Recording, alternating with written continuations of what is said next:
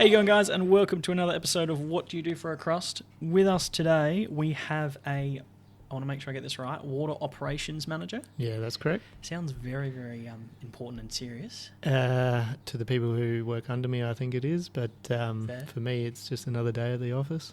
Very fair. Well, thank you very much for being here. Extremely appreciated. As we do in good fashion, we'll get into our first five or fast five, just to talk about the role. So, first rank off the cab, or first cab off the rank, salary range? So it sort of is a little bit hard. So there's a municipality side and an industrial side. So, but mid 100s.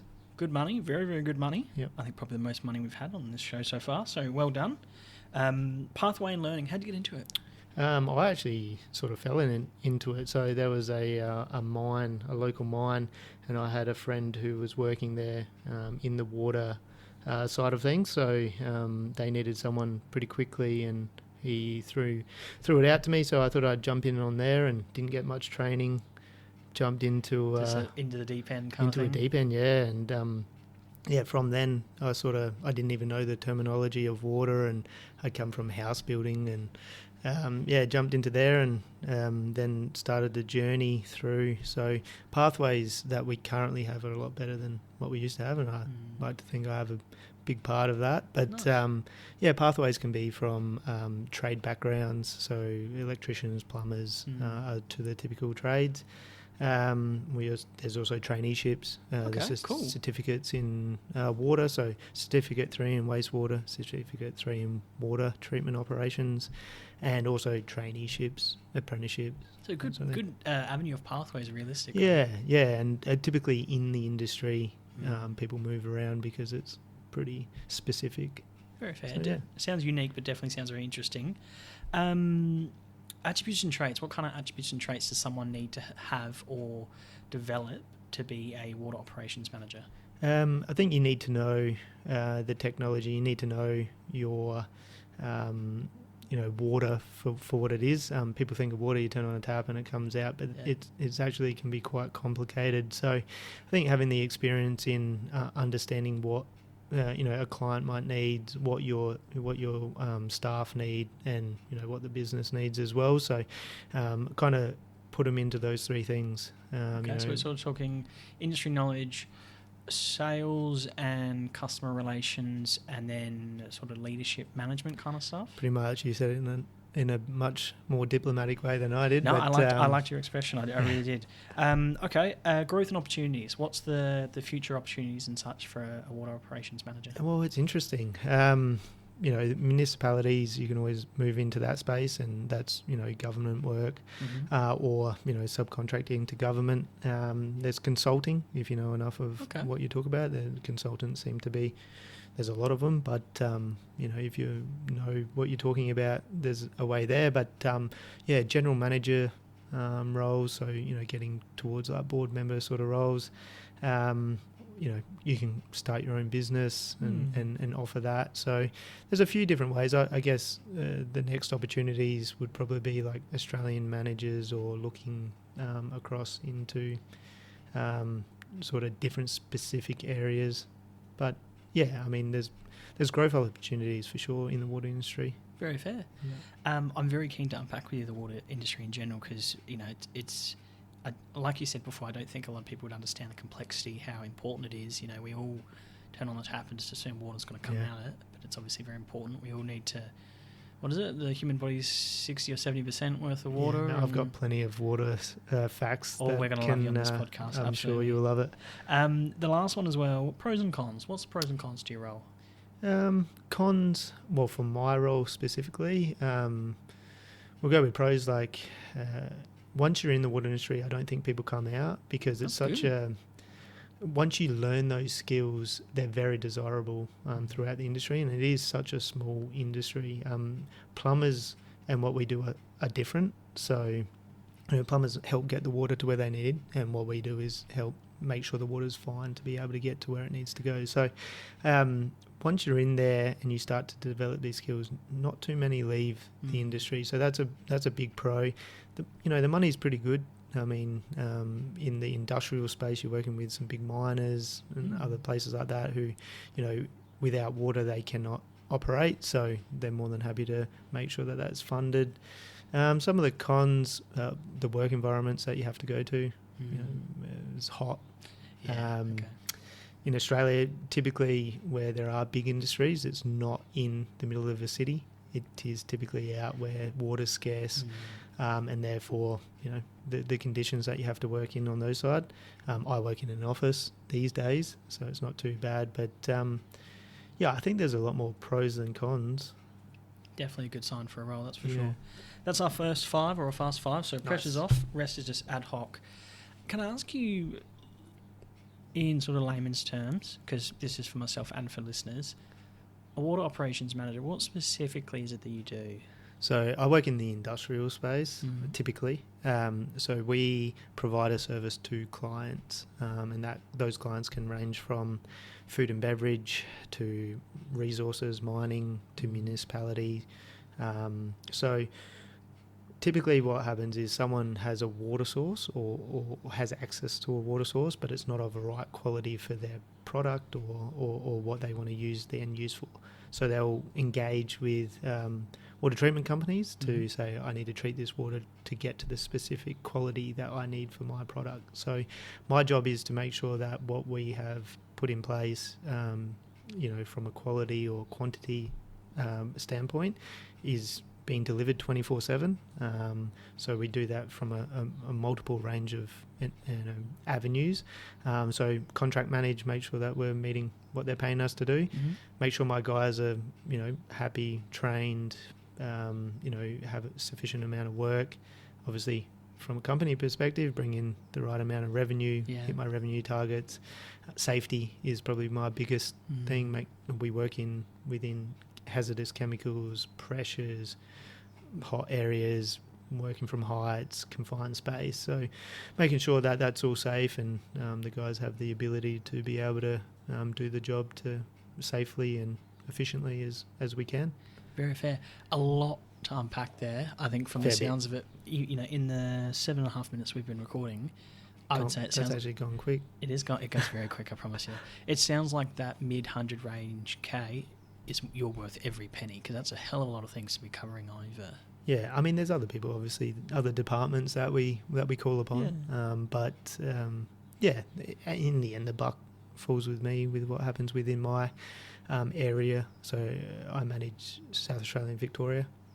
So within that space, anything that happens within that operational space falls with me. Heavy is that wears the crown, yeah, absolutely. Sometimes I'm pretty good. I mean, my team's very good. So it's always good to have a good team around you. Yeah. Do you have to, given that it's SA and Victoria, do you have to do a bit of travel? Yeah, a little bit of travel. Yeah? Yeah. Do you like the travel or do you not like the travel? Yeah, so when I used to work fly in, fly out, so the travel is very easy now, mate. I fly, go stay in a hotel, go have meetings, can take clients out to lunch and dinners, whatever. So, you know, my travel these days is not, you know, flying to a mine for, you know, 4 or 3 weeks at a time. And that I, you know, when I got into the industry, that's what I did, or, you know, 2 weeks on, 2 weeks off, week on, week off, whatever it needed to be. So, yeah, going from a donga to a hotel room, obviously pretty good. A good upgrade, that's for sure. Yeah.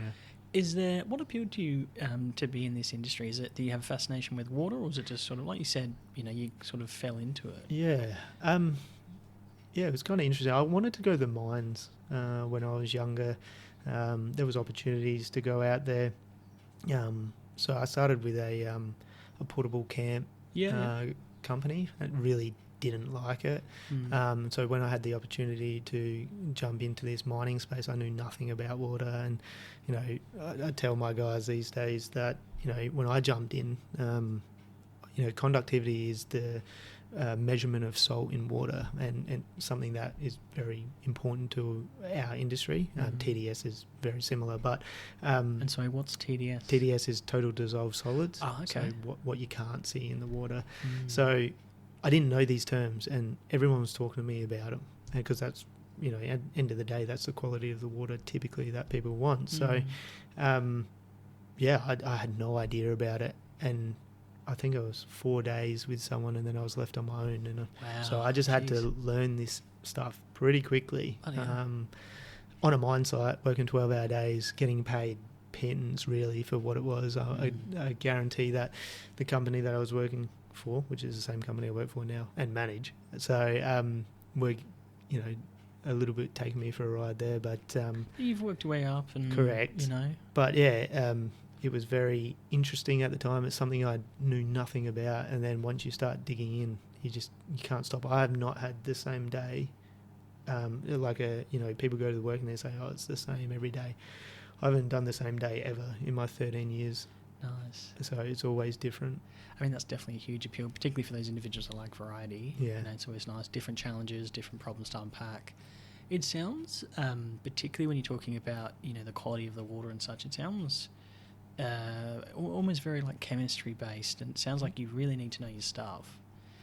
Is that, am I perceiving that correctly? Yeah, so water chemistry is, you know, essentially what we do. We typically, to take salts out of water or heavy metals, dissolve contaminants that you're trying to remove.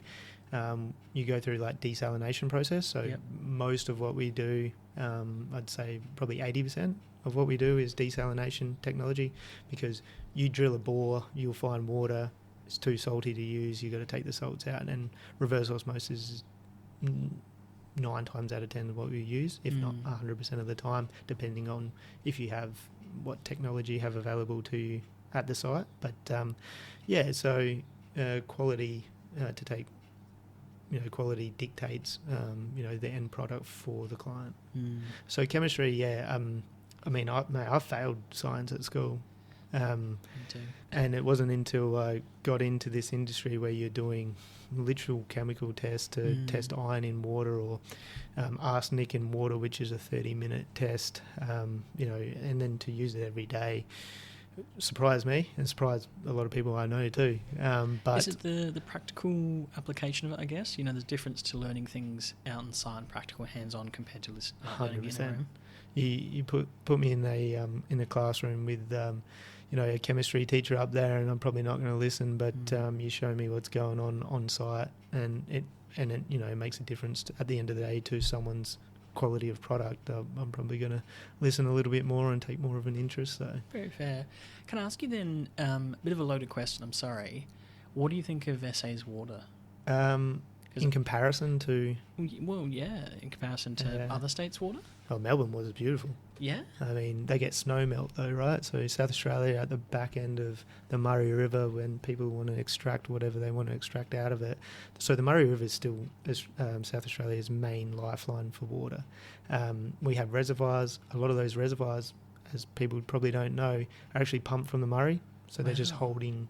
They're just holding dams, essentially, of Murray water, to be able to make sure that there's sufficient water extracted. Some of them are, you know, runoff, but if you've got a reservoir around houses, you can't have oils and stuff from cars run off into a reservoir and try to treat that water. It's just, you know, the technology to be able to do that probably is uneconomical. It costs you too much to be able to push out to people. So it sounds almost counterproductive as well, because you're trying to clean the water and then it's just getting dirty by other things around it. And so we use the Murray as a primary water source. Obviously we have the desal plant that runs, it's running at the moment, but essentially that's filling the void for industry. So as industry ramps up, which is happening, the reliance on the mains water system needs to be supplemented, and it's supplemented through the desal plant. So, SA water, I'll say this, you can drink the water at your tap.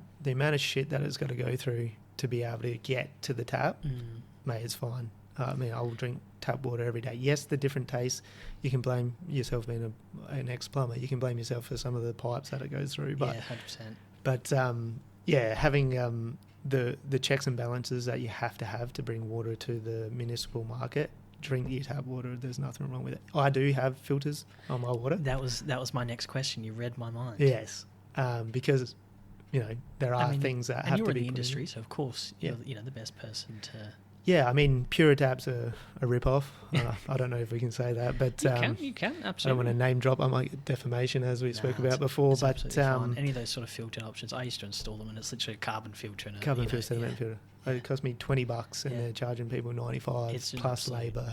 And none of them are plumbers. None of them are. They're literally just screw on, screw out. You know, it's Yeah, but I do recommend, if for taste purposes, it's very hard to get a good taste profile from a surface water. That surface water has whatever it's got in it. So you run it through carbon, powdered activated carbon to try to, and granule activated carbon to try to get that carbon taste and odor and the hue of the water. So you talk about the color of the water. So you add those things in to try to get the water. See, it's very technical. Hue of water. Hue of water. It's very technical. Yeah. It's fascinating, though. I'm really glad to have you So, on this because it's yeah. very entertaining. You've and got it's very interesting.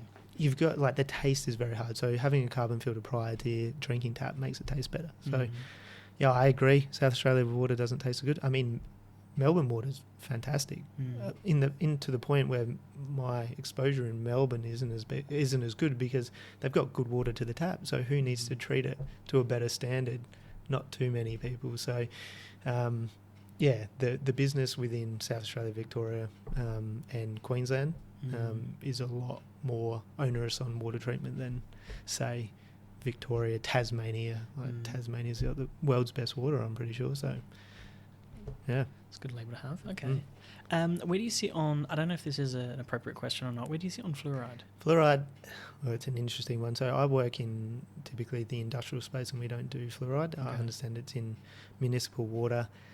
The trace amounts that are in there I don't think really affect anyone. But the fact that you have fluoride in toothpaste I think could do the exact same thing, and that's just my personal opinion. I think fluoride in toothpaste, if your kids are brushing your teeth, the problem is if your kids aren't brushing your teeth, where do you get it from? And that's the reason why it was put in the first place, to try to help. And for you and me it does nothing, but for adolescents with their growing teeth, that's where it does have a role to play. But parents, brush your teeth, brush your kids' teeth with fluoride toothpaste, and maybe we wouldn't have to have those conversations. Very fair, yeah, absolutely. Okay. God, that's interesting. Silly question then, because I know you just mentioned that there's a lot of flexibility in your role and no 2 days are the same. But what does a typical day or week look like? Oh, yeah, that's a good question. Sorry, it's a bit of a leading one. No, you're right. So my job now is to every Monday morning we'll go down to our head office where my office is, and also where our base is for our guys who go out in the field. Yep. So we will have a Monday morning meeting, talk about what happened last week, talk about what's going on this week.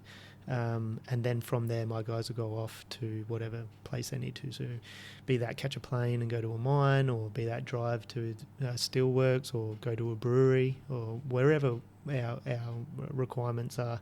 So we'll talk about the issues that happen. So typically our clients run 24/7. So we have a control room that monitors 24/7. So they are on the laptop. They've got, I think, 50 odd places across Australia that they monitor 24/7. So if anything happens, they can jump in there, they can make changes remotely. So that's a very big help. But some of the things you can't do remotely, you have to pull a pump out, or you need to be physically there, do something. So the guys will shoot off and do their jobs. So my job is to go in there. We'll have that meeting, see what's happened over the weekend, talk to clients if anything's happened. But yeah, really just manage the team and make sure they're going out there. So typically that's, I don't know, maybe like 60 to 70% of what I do. I have a team leader, which I put a lot of that responsibility on to manage the team, which was the position before I got into this position. And then I'll manage clients, try to see new business initiatives, sell up, if something's gone wrong, talk to the client, say, hey, you need to buy this, here's the price for it. So, there's a lot of different things, but then have meetings after meetings after meetings, as most people in an office do. Yeah, I feel with the meetings. Can I ask you, this is a personal question, do you miss being off the tools or off the sites? Because I mean, like for reference, today is a squelcher of a day. Yeah, don't miss that. And I don't miss days like today. No, not really, to be honest. I thought I'd miss it a lot more. When I was a team leader, I was 50-50, so I was 50% taking care of the team and doing some management on that side, and 50% on the tools. And I love that job. It was a great job. Really, you get an ability to do a lot of both, so the variety was just crazy. Make more money too, and the guys come to you. You're sort of that bridge between them and management. So yeah, I really enjoyed that job.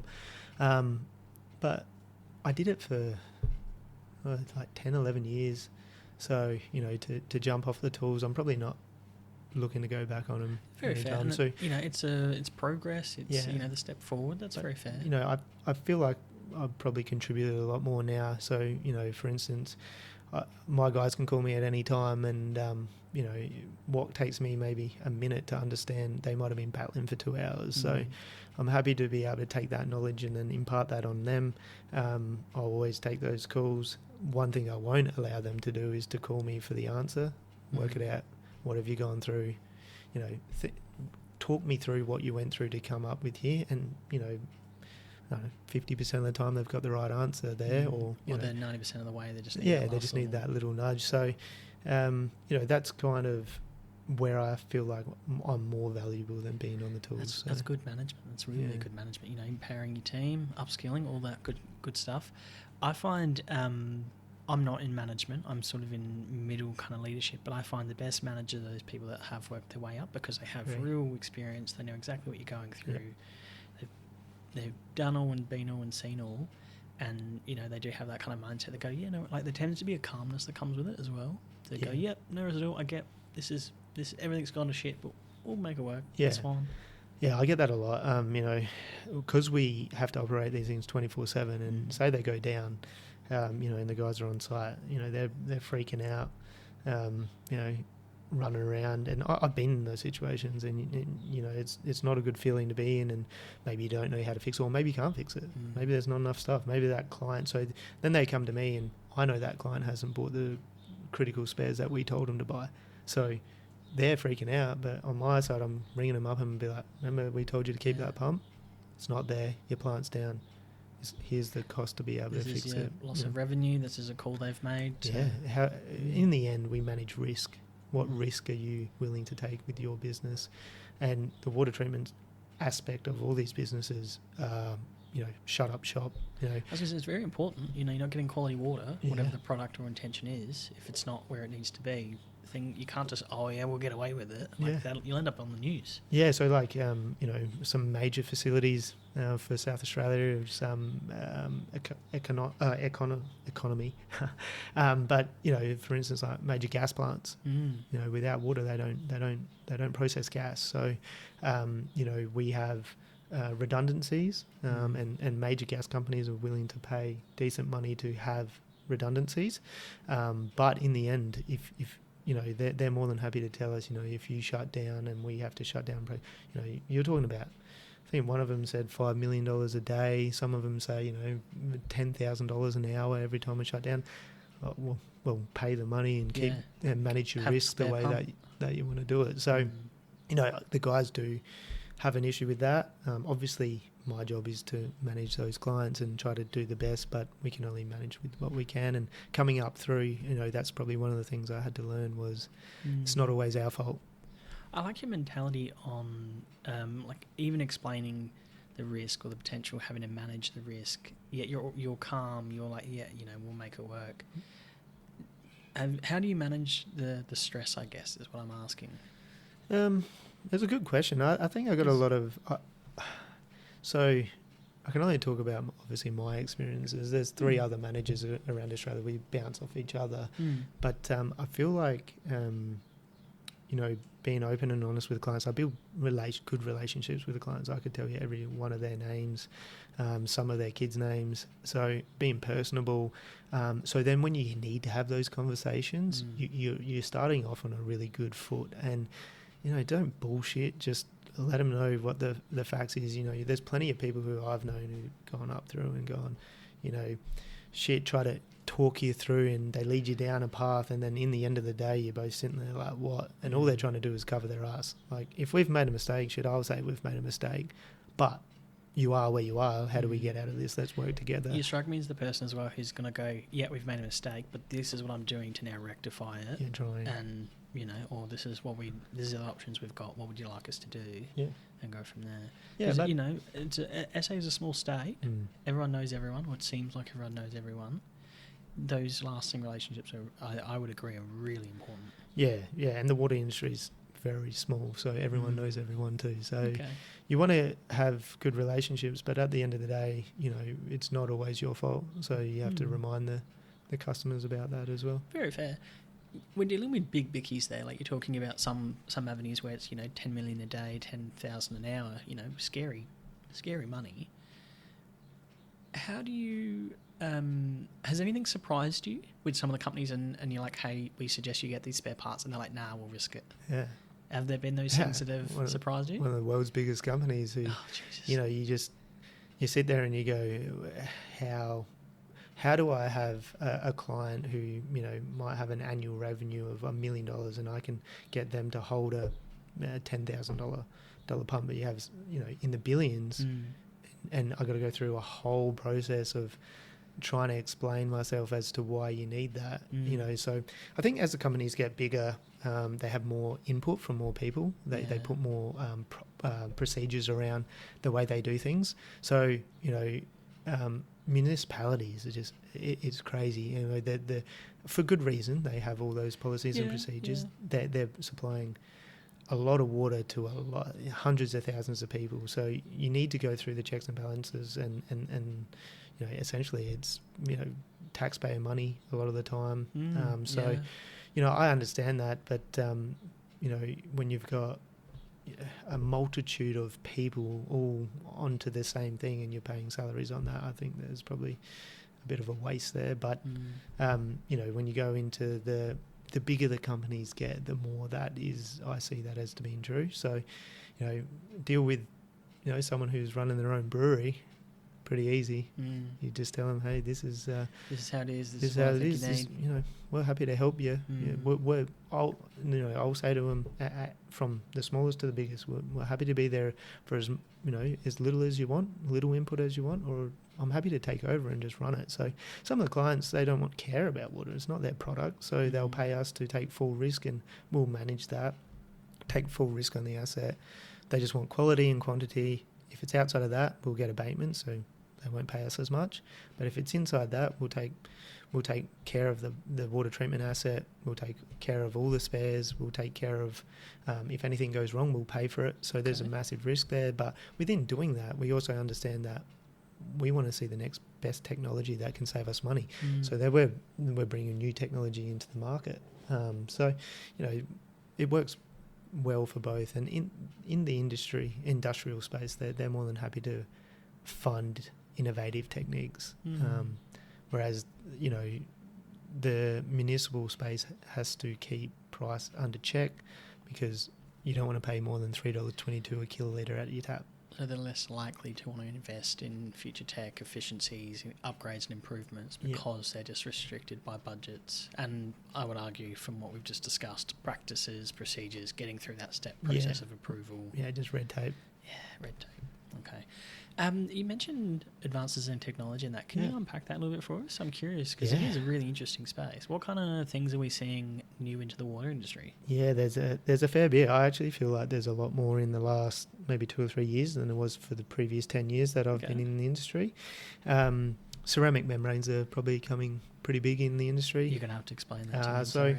Ceramics, the same as your plates. They have material that is porous, so you can pass water through it. It's actually hydrophilic. So if you were to have a header tank, and you would put a ceramic membrane in there, the water would pass through just under that head pressure. So you don't need to pump under high pressure.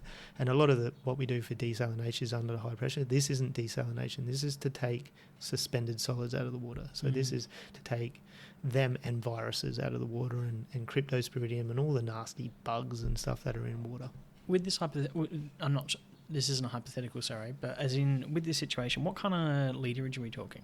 So I currently run one at 2 million litres a day. Jesus. Okay.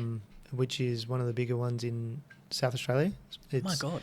It's pretty much brand new to the industry. So there's always been ultrafiltration, which is essentially what this is, which is you can remove suspended solids out of water up to viruses, so it'll remove them, you backwash them out, they go to sedimentary treatment wherever the wastewater wants to go. They use a polymeric membrane, a plastic membrane. Now, some of the issues that are coming out from PFAS, you might have heard about PFAS, it's forever chemicals. So when they go to landfill, they believe it doesn't break down. It doesn't break down, or it releases PFAS into the environment. So there's a real push in Europe to remove PFAS. So ceramic membranes are literally crushed rock. And once you finish with them, you can crush them again. They have a 25-year lifespan compared to 10. And what's the cost of manufacturing a ceramic membrane? More. Okay, I think it's the about long-term benefits. It sounds like are going to be about much 2.5 more. more. Okay, so it's the capex is a lot more, but operational you need less pressure. You can throw a lot more at it, a lot more chemicals at it, backwashes off, and literally sprinkles down the side of the ceramic membrane to wash off the contaminants. Wow. And so we run that. We got this. We work in a lot of membrane space, so the membranes that we use to desalinate, they take water.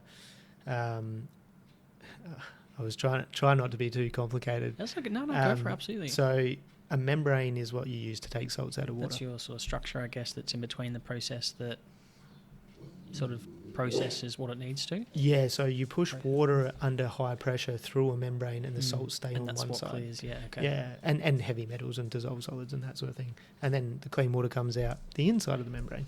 So that's been around for 50 years plus. And typically what we deal with, so they're expensive. Most of our job is to make sure that they don't get blocked up, because then you got to chemically clean them. Every time you do that, you probably reduce the lifespan of them.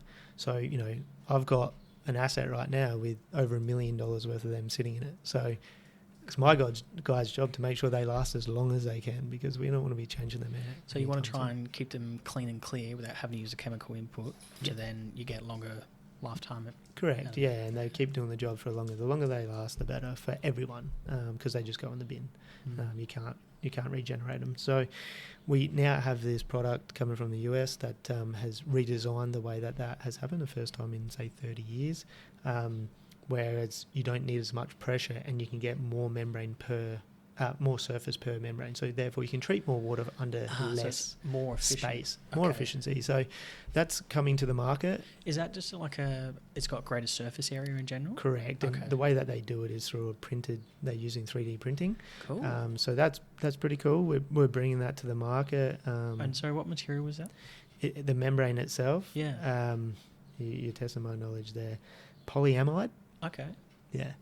I'm not gonna lie, I have no idea what that is, but poly, I'm assuming some kind of plastic. Yeah, so polyplastic, but it has a coating on it that if you get oxidants on it, it'll burn holes through it. So the idea is to make sure you have no oxidants in there.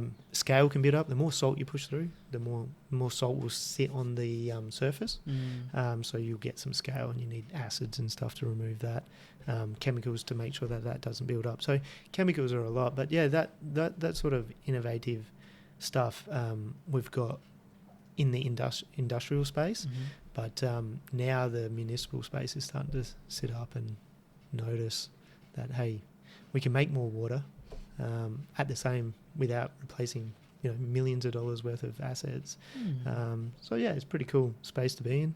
Definitely sounds like a cool space. And so I know we've gotten a bit off topic for the career-wise avenue, but I've got to admit, this is really interesting, though. It generally is. I think we both need a new beer, though. I've been talking for a bit. It's thirsty work. It is. Well, it's 40 degrees, so... It is bloody warm, yeah. Cheers. Cheers. I was going to say, there's nothing better than having a beer on ice, I've got to admit. Yeah, good brand beer, too. It does have the water that we treat in it. Good local SA brewery, which is very important. I'd love to be sponsored. Yeah, we got some contacts. Maybe we'll have a chat. I very much doubt it's not worth their time, but I mean, it does sound. I don't think a lot of people would realise how big and impactful and important this industry is. Obviously, you've got a lot of pride in it. I can just tell in the way you're explaining things, but it is very interesting. It really is. And I know I'm a plumber, so I'm probably a bit biased, or an ex-plumber, but water is so important. I really do like hearing about those industry developments as well. Yeah. Are we, you talk about cost of living, more population density. We've got more people than ever. is there becoming more of a demand on the sector in the industry? Yeah, there is. For every development that you make, how are Yeah. you going to get water? So there has been some shift in thinking, because the Murray will only give you as much as Murray. And we've been pretty blessed. We haven't had a drought since 2012. Well, a major drought. No disrespect to everyone that went through a drought just recently through the Adelaide Hills. Obviously, that is poor, but that's due to rainfall, not because the Murray doesn't have enough water. There's those people who are not have access to the mains network, right? So that I get that, and my heart goes out to those farmers and everyone else. But the Murray will be in flood was in flood just recently last year, and there's enough water coming down from cyclones, rainfall up in Queensland through New South Wales and down in the Murray for the next couple of years. So we'll be right for water. But once it does happen, we're in a bit of strife. The population growth, the housing estates that are coming in, the desal plant is doing its bit. Industry, there's a lot of things that are high water uses. So a couple of the things that have been pretty cool to see come out is, housing estates developments looking to catch their own stormwater and reuse that for the municipal purpose. Now that's called purified water recycled. Not only that is, and people may like it, may not, but reusing wastewater, so sewage water for potable purposes. Now, it's going to happen. It has to happen. I've never understood why it doesn't, like why we don't do it now. You're not going to use that water, it's, not drinkable water, no worries at all, but at least repurpose it, reuse it. It is for irrigation purposes and other places like that. So Virginia Water Scheme, pretty much that all comes off of the water from Bolivar wastewater plant, which is Adelaide's biggest wastewater plant. So very fair. Even here, the local Adelaide Hills Council reuse water for irrigation. So it is done, but for the fact of putting it to households, it's not done. So, I always say to people, all water is recycled water. Yeah. The water has never left Earth. So, irregardless of what you believe, if you believe, the dinosaurs were roaming around, the water that you drink out of your tap could have been dinosaur piss. It literally could have been, because water can't leave. And then I'll get people go, oh, what about the International Space Station? Yeah, all right, they put water up there. I mean, that's a very unique for the astronauts. Example, yeah. But yeah, the atmosphere doesn't allow water to leave. No, so we obviously know the process, it goes up and then comes back down. Yeah, so every bit of water that we have, Earth's old as shit. I don't know how old it is, but the water's always been here. So, and you've got to use what's available. And of all the water on Earth by volume, 97% of it is seawater by volume. So you can't use that, right? If you try to drink seawater, shit, can't do it. Tastes like crap, and it makes you sick. You literally can't do it. Of that 3% that's left, 2% is unavailable. It's in ice or it's in permafrost.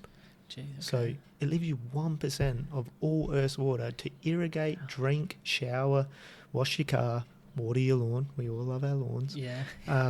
So it's a tiny amount.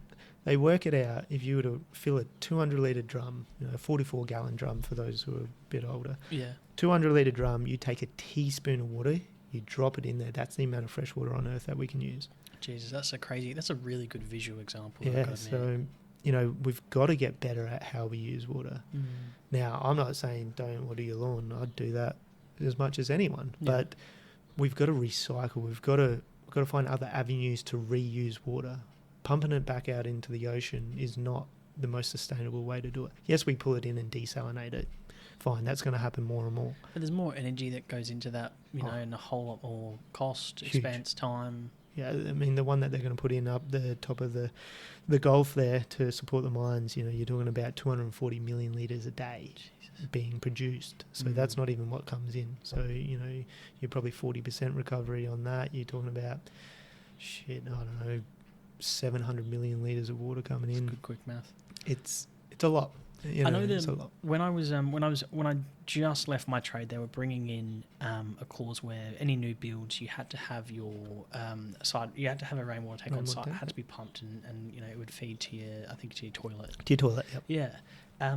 What a great idea! I think build on it. Absolutely make it further. Why the hell not?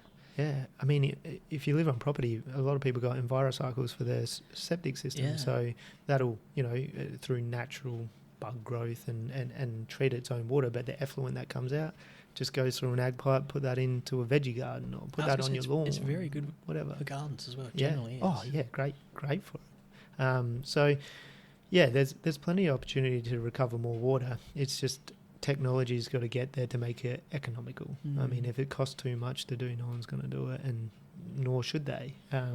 But we are working. The industry is working. There's great initiatives, sustainability as well, not throwing things out as often as we did, using less chemicals, recovering more water so you don't have a big evaporation pond that just evaporates, and then you've got this leftover sediment that you can't use, so you fill in the hole, and who knows what that's going to do 200 years down the track. That's very true. I know a lot of people, particularly, we're in the Adelaide Hills. I know a lot of people now have a lot more rainwater tanks and storage than they used to. Where do you sit on rainwater? I love rainwater. Yeah. But what I would say is put a little UV filtration system on where you drink it from. So you and I are on a very similar wavelength. I've always had this fight with my dad. I grew up on rainwater. Yep. Love rainwater. We've got, I think, 6 tanks here. Beautiful. When I was a kid, we would just pull it straight from the tank Same. into a big jug, and that was the whole drinking water for everyone. And we still had tap water, no worries at all, but we just all preferred the taste of rainwater. And I always would argue to my dad and say, okay, well, a bird shits on the roof, it rains, that then shit flows down into the gutter, then goes into the rainwater tank, and we just drink that water. Bit of coliforms. But we never got sick. I can't grow hair, but we never got sick. There was never an issue. And you sit and you go, is there anything actually wrong with that?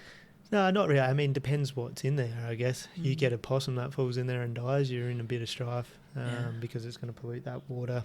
So, but if in doubt, a little UV system, which is like your Puritap system under with a UV light, you put that on there, it's going to kill off any of the nasty bugs. It's going to filter out any of the mozzies or anything else that might be in there. And then, then you're safe for your family for an investment of a couple of $100 and turning on the light, every time you turn it and the tap goes on is probably not a bad thing. So, yeah, very fair. Okay. I'll have to talk about it with him and say, hey, get a UV light. Yeah. Where do you see the future of the industry? We're getting close to our time, but I'm curious. This has definitely turned into more of a water discussion than it has a career discussion, and that's okay. Yeah. It's very, very interesting. I'm very happy you've sat down and chatted with us. Where do you see the industry moving forward? I think. Yeah, water recycle will be a massive thing. Yeah. I honestly do. So once again, you don't have a finite resource of water. So all your initiatives, so desalination just gets bigger, which is good because that's what I grew up on in my industry. So desalination for 13 years, so obviously I know a fair bit about it. So that's not a bad thing that's coming in. And people will be controversial about it being big desalination plants, but the amount of work that goes in there by EPA and just smarter people than I am working out currents and ecology and marine biologists and everyone who has to go in for you to be able to outfall water into the ocean is just, people probably don't understand that, and they think, you're putting out a salty brine, but you need to put it into a current that takes it away from bringing it back into shore, and the amount of effort, the amount of money that goes into that is insane. So we've got desalination plants, seawater desalination plants, so I think that will get bigger. That industry will definitely grow.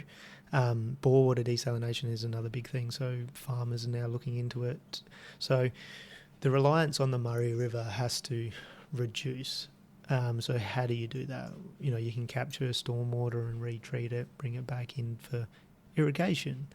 Any way you can take water away from the municipal system is a good thing. So therefore it's allocated to, washing your kids in the bath and drinking it and, those sort of things. So I feel like the industry is really pushing down that track to try to recover more water from other sources that we don't actually recover it from now. So just upgrading technology, being more efficient. Yep. Sounds like it's going to be a really interesting industry to be in the next, 5, 10, 15, 20 years kind of thing. Yeah, and the guys that I've hired in who were electricians crawling around in roofs and plumbers who were digging trenches and carpenters who were, running around building houses. We can teach water. We can teach water. If you're interested and you're keen, we can teach it.